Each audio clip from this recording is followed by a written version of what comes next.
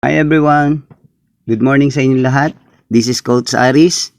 At ang video po na ito ay tuturo po natin kung paano po yung magta-transfer from our Gcrypto ng USDT papunta dun sa e-wallet ng MetaMask. Kasi yung kasamahan natin, kapatid natin nag-request ng 90 USDT papunta dun sa e-wallet niya, electronic wallet. So, ang gagawin natin, kukuha tayo dito sa kay GCash from my account sa may Gcrypto. So, na-open ko na guys, dito na ako sa may GCash. So, punta lang tayo dito sa View All, Services. Yan. And then, punta tayo dun sa Grow. Yan, makikita nyo sa kaliwa, Grow. And then, pindutin natin sa kanan yung Gcrypto.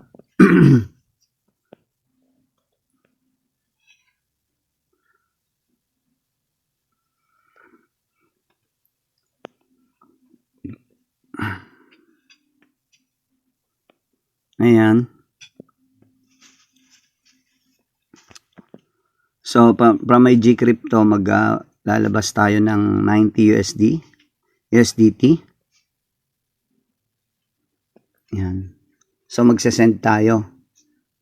So, eto, pindutin lang natin yung send. Yan, pipindutin natin tong send. Yan. So, ilalagay po natin dito yung enter amount to send. USDT TRX. So, may balance pa naman ako. So, lagay ko yung amount dito. Yan. So, lagay ko yung 90. And then, kailangan na ikuan ko yung wallet address ng pagpapadalahan. So, back muna. And then, i-copy natin itong wallet address. Na-copy natin. Back natin dito sa may enter address of recipient. So, ipe-paste lang po natin dito. Yan.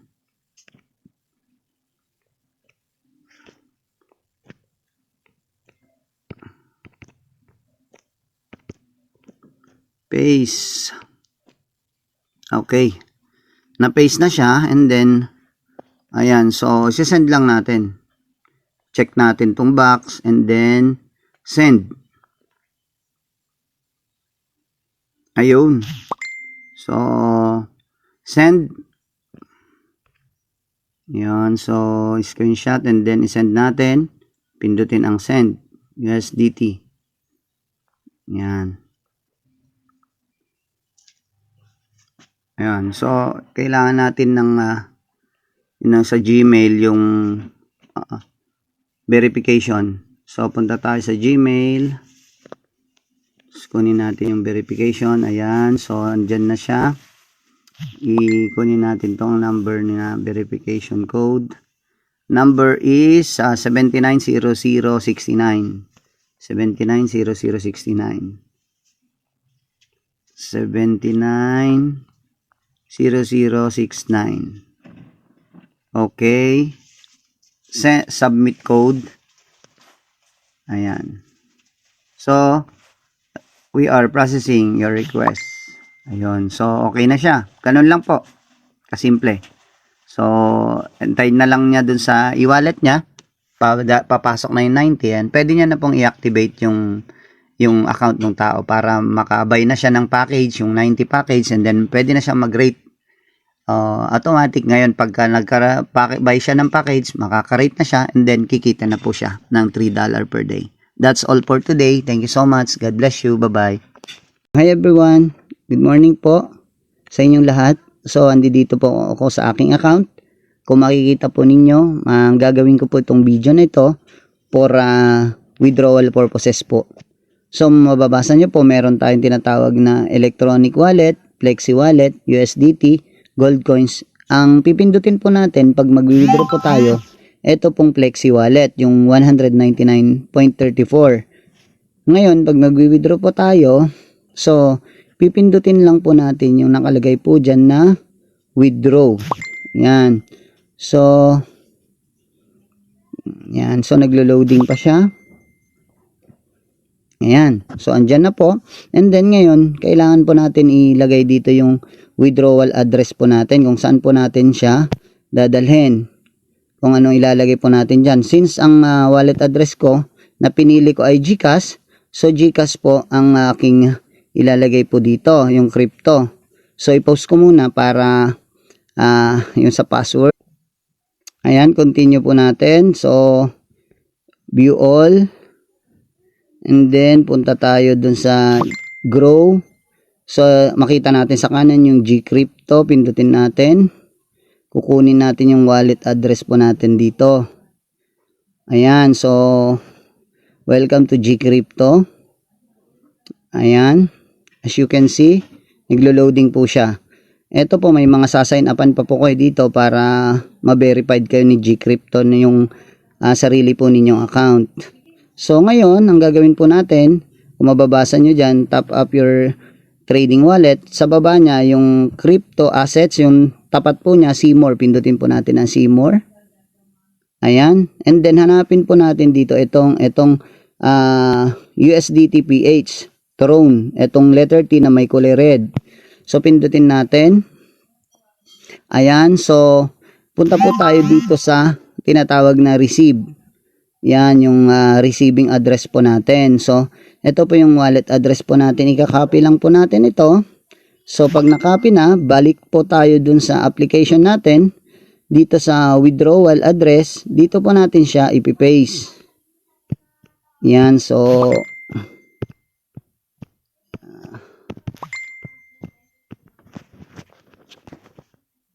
okay. Na-paste ko na po siya. And then, pag na-paste na, itong withdrawal amount, so i-all ko na lang po siya. Yan, so all 199.34. So makikita po natin yung fees po niya rito, 1 USDT income tax po niya. So may tax po ito, 9.97 USDT. Yung actual po na darating or arrival po niya is 188.37 USDT. So, screenshot muna natin yan. And then, i-confirm lang po natin. So, confirm po natin. Yung address is pending address. Sandali. Ayan, so, okay. So, kinonfirm ko na po. So, yan, nag-00 na po siya. Dahil nilagay ko na po yung pending address ko kanina ron. So, okay na po ito. Back na lang po tayo din and waiting po itong natin. Hintayin na lang po natin siya napupunta doon sa ating crypto. Ayan, so nag-00 na po siya. Yun ang total po niya is 199.34 po. Yung first withdrawal po natin ito kay MetaMask. Napakaganda po kasi pag-click-click ka lang, ilang days na po ako rito kung inyo pong makikita po rito. So, 68, less natin yung 68 sa 90. So, ibig sabihin, 22 days na po ako. So, yung kinita ko po, yun po yung kanina, winidraw ko na nga po. Maaring nagtataka po kayo bakit umabot po ng ganyan. So, may mga task po na pinagawa sa amin. Naki-join po tayo doon kaya nadagdagan po yung ating USDT. Praise God po, successful po yung ating pag-withdraw. Wait na lang po natin doon sa may GCash po natin. Hintayin lang po natin doon. So, kung mga ilang araw po siya, makikita po natin. Update ko na lang po kayo. That's all for today. Thank you so much. Thank you so much, MetaMask and MetaMask family. To God be all the glory. God bless you all, guys. Ayan, dito tayo ngayon ulit sa GCash natin account para mag-withdraw tayo from GCash. I-convert natin siya.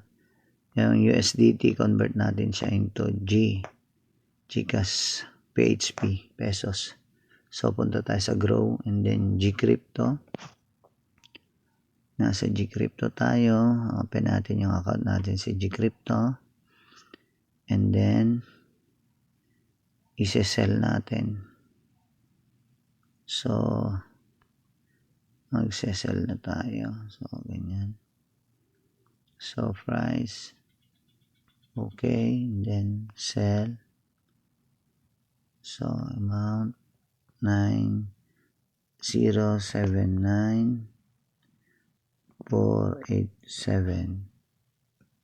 Oh, bakit? Nako.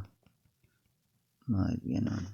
0.779,487. Insufficient. Why insufficient? Bakit? Wala 0 doon. So, lagyan muna natin 07. 9.079,487. Getting code. Okay.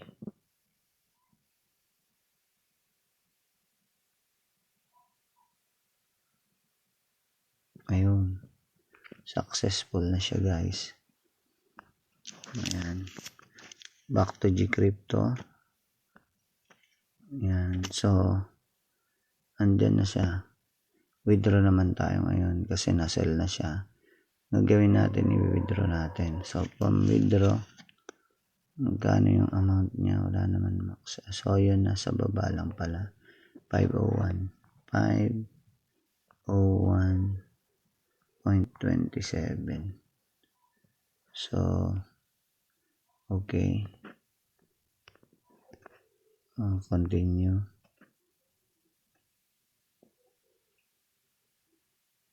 Okay. So, punta tayo sa email.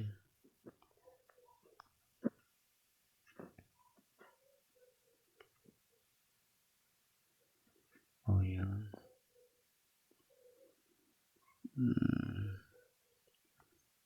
301873.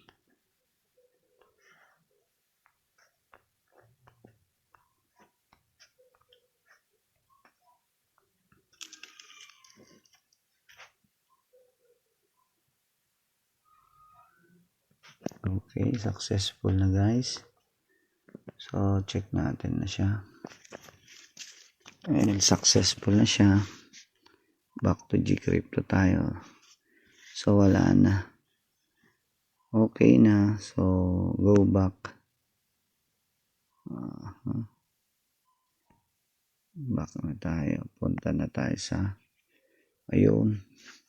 So, nalagdagan. So, that's all for tonight. Thank you so much and God bless you guys.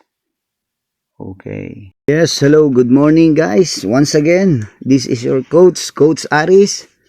I'm the house.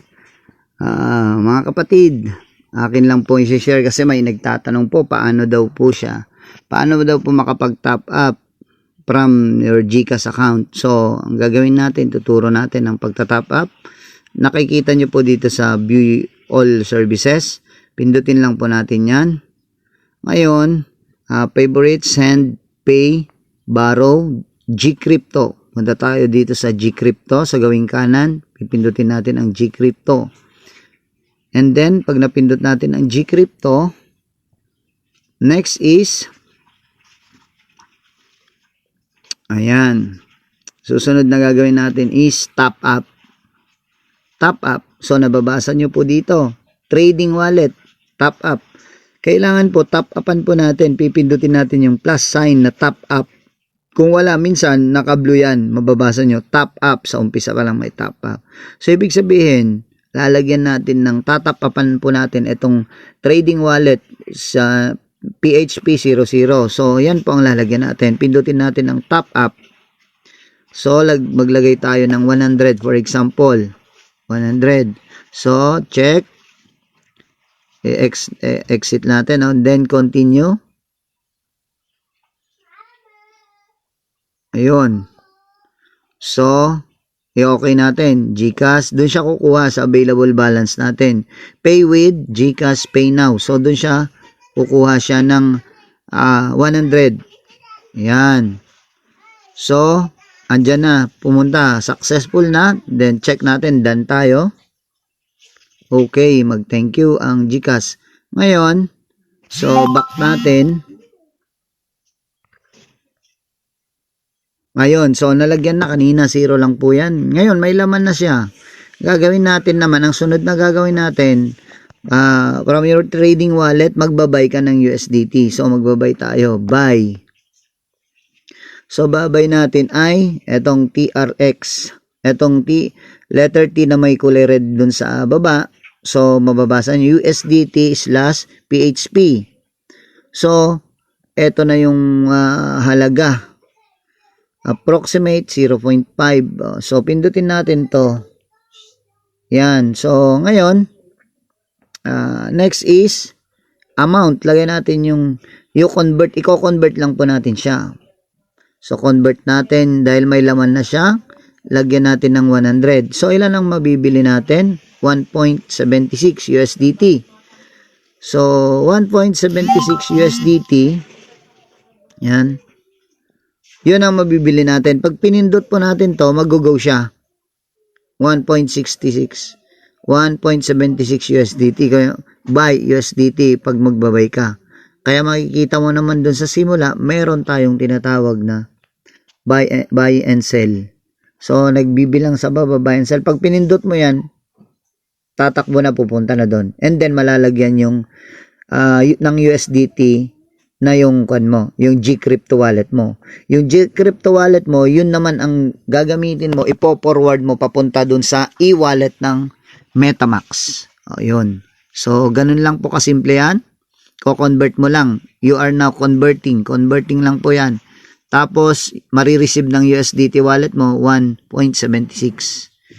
So, ganun lang po ang mangyayari dyan. So, back natin. Ayun. Ko-convert lang po natin.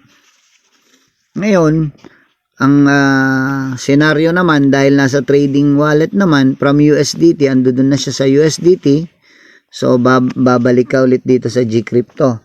Kung nasa USDT, kung naman siya, andito naman siya sa Gcrypto wallet mo, i-convert mo ulit, papunta naman dun sa GCash account mo.